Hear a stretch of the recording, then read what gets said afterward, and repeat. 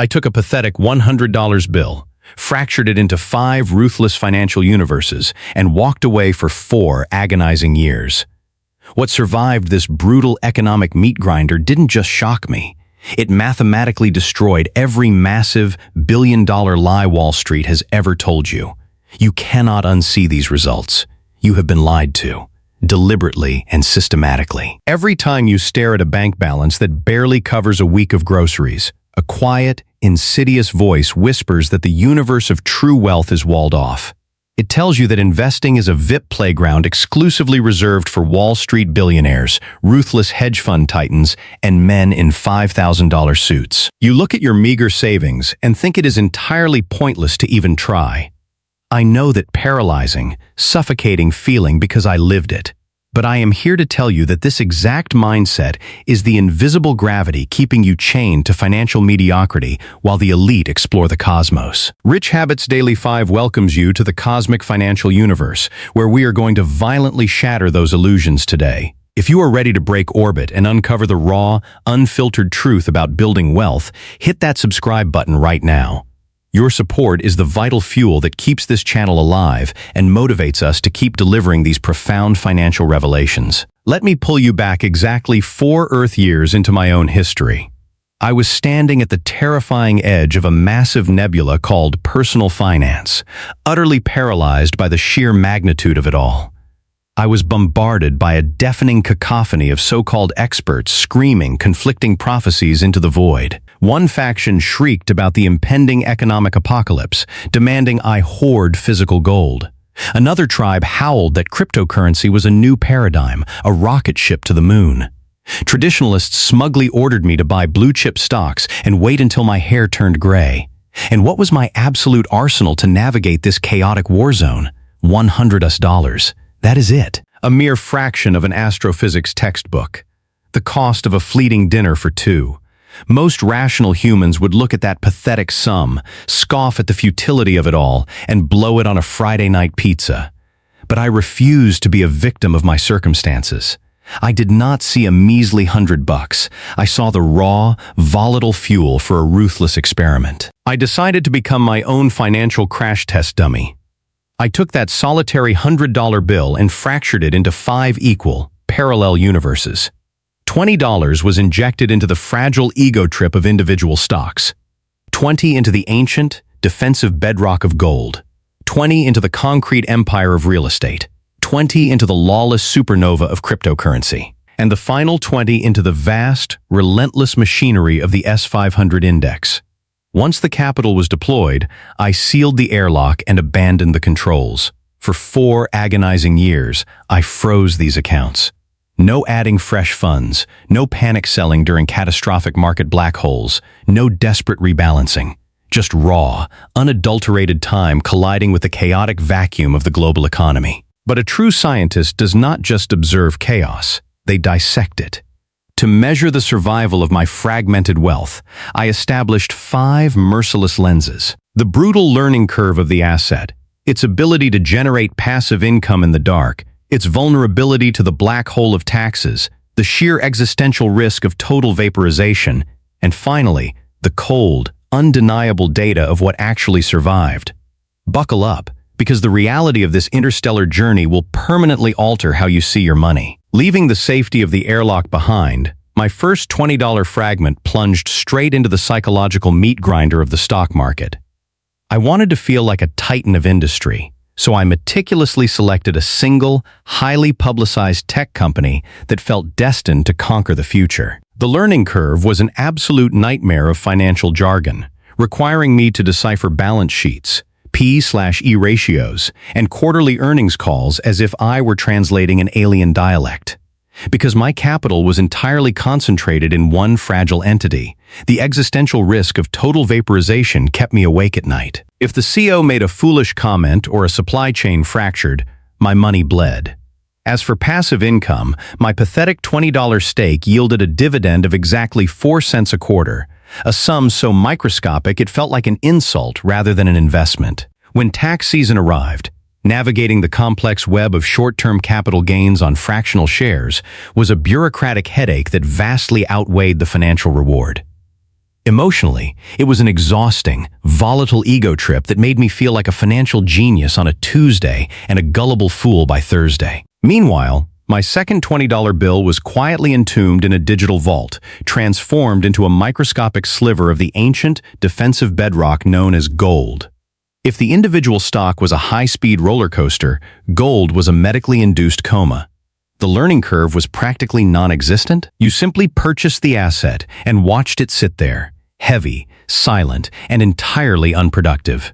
It generated absolutely zero passive income in the dark, offering no dividends, no interest, and no compounding growth. It simply existed. The risk of total vaporization was incredibly low, providing a deep, psychological comfort amidst the chaos of the broader economy. Tax implications were relatively straightforward, though subject to frustratingly high collectible tax rates if I ever decided to liquidate.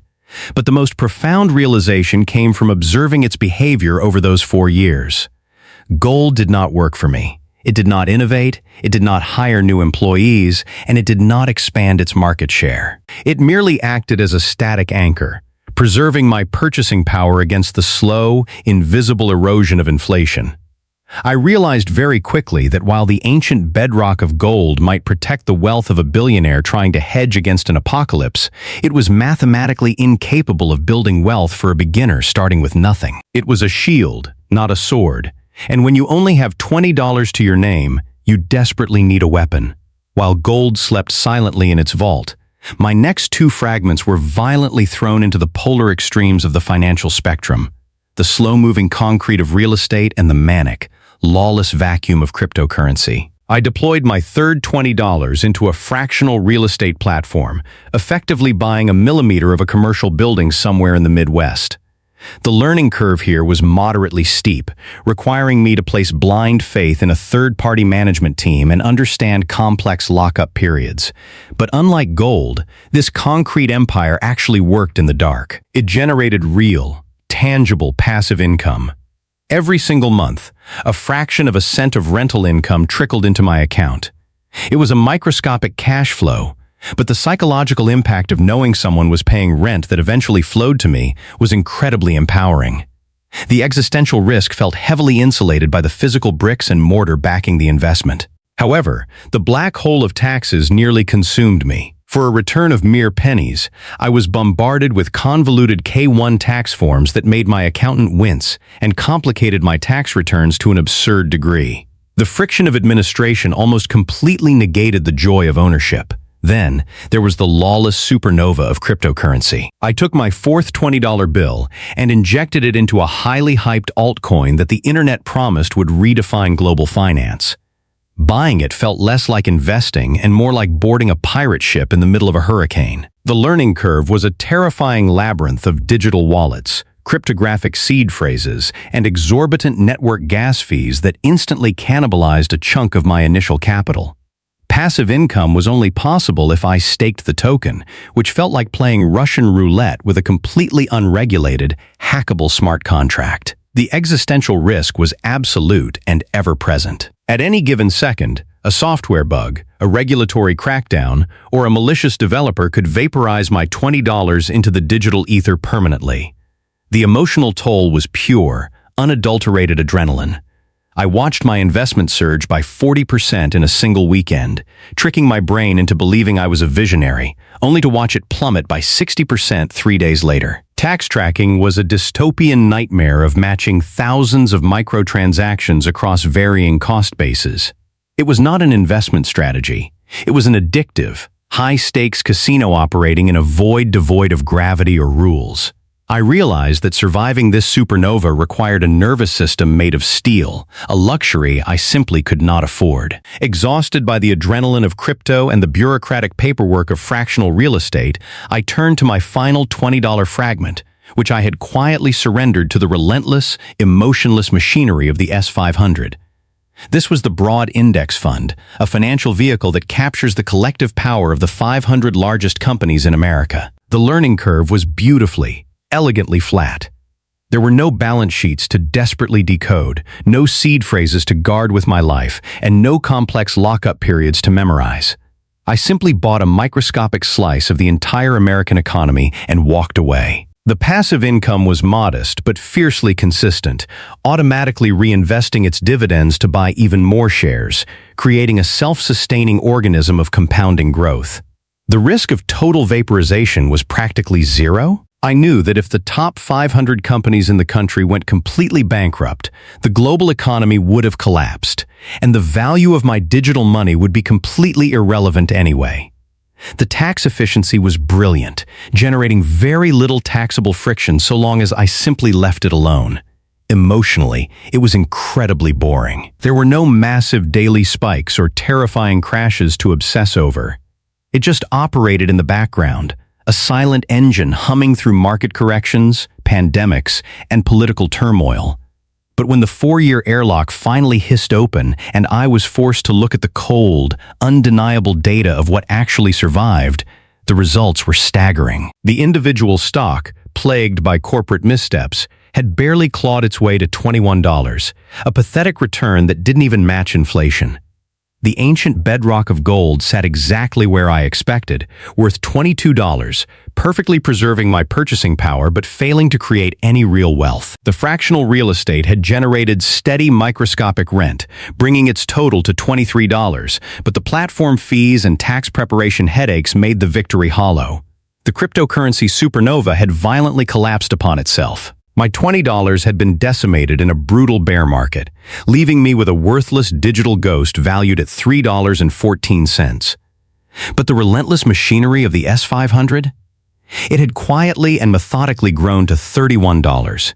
It did not offer the intoxicating thrill of a lottery ticket, nor did it promise overnight millions. But it completely obliterated the performance of every single other asset in my experiment. It proved, with absolute mathematical certainty, that simplicity and time are vastly superior to complexity and timing. Staring at the shattered remains of some investments and the quiet, undeniable triumph of the index fund, the ultimate truth of this 4-year interstellar journey hit me with the force of a dying star. The financial industry has spent billions of dollars engineering a massive psychological barrier designed to keep you paralyzed. They want you to believe that building wealth requires specialized degrees, insider information, and thousands of dollars in upfront capital. They sell you extreme complexity because they can charge exorbitant fees to navigate it for you. But my $100 crash test completely dismantled that lie. I learned that my $20 in cryptocurrency failed because greed and impatience naturally destroy capital. I learned that my individual stock failed because the ego required to think you can outsmart the market is a very expensive delusion. I learned that waiting for the perfect moment or the perfect amount of money is the exact reason most people die poor. The true wealth formula is not a closely guarded secret hidden in a Wall Street boardroom. It is violently accessible to anyone willing to embrace brutal consistency. You do not need $100,000 to begin exploring this cosmos. You need $20, a brokerage account, and the emotional discipline to buy into the relentless machinery of the broader market and simply leave it alone. The invisible gravity keeping you chained to financial mediocrity is not a lack of money. It is a lack of action. Every single day you wait, deciding that your bank balance is too small to matter, you are actively robbing your future self of the greatest force in the financial universe, compounding time. The wealthy elite do not have better tools than you do. They just started utilizing them a decade before you did. Stop letting the chaotic noise of the internet convince you that you need to find the next explosive cryptocurrency or perfectly time a real estate market crash. You are now armed with the cold, hard data of survival. Break your own orbit today. Take whatever meager sum you have, inject it into an asset that requires zero ego, and let the machinery do the work. The cosmos of true financial freedom is vast. It is entirely open to you, and the only thing standing between you and the launch pad is your own hesitation. After a 4-year, $100 financial experiment, the results definitively shattered the illusions spun by Wall Street and internet hype. By dividing a small amount of capital across 5 distinct asset classes, the stark reality of investing became undeniable. Individual stocks proved to be a volatile ego trip, demanding constant attention while failing to outpace inflation.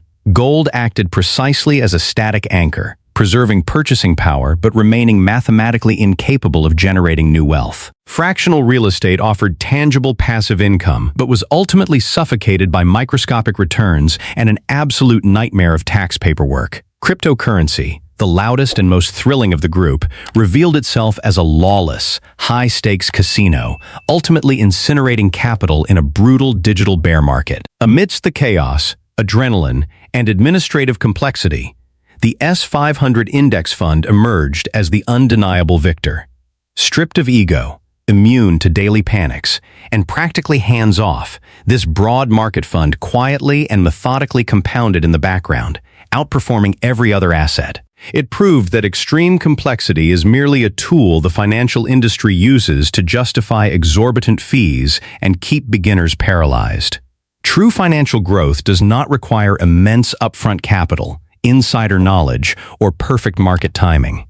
It requires the humility to embrace boredom, the discipline to utilize broad market index funds, and the patience to let time do the heavy lifting. Time and simplicity will always conquer timing and complexity. The greatest threat to your financial future is not market volatility or a lack of starting capital. It is your own ego and hesitation. Seeking the thrill of quick riches or paralyzing yourself by waiting for the perfect time guarantees failure. True wealth is built in the dark, through boring, automated, and ruthless consistency. Stop waiting for your bank account to look impressive before you start. Open a standard brokerage account today and take whatever small amount you can spare. Even if it is just $20, purchase a fractional share of a broad market index fund like the S500. Automate this contribution to happen every single month, regardless of what the economy is doing. Once set up, ignore the daily financial news. Let go of the ego that tells you that you can beat the market, and let the relentless mathematics of compounding interest build your wealth in the background while you focus on actually living your life. Which investment style do you currently relate to the most? The thrill seeker looking for the next big thing? The cautious saver holding on to cash/gold? Or the patient index investor? Please drop a comment below and share your perspective so our community can learn from one another. If you found value in this video, please hit that subscribe button. Your support truly gives us the motivation to keep creating deep, high-quality financial content for you.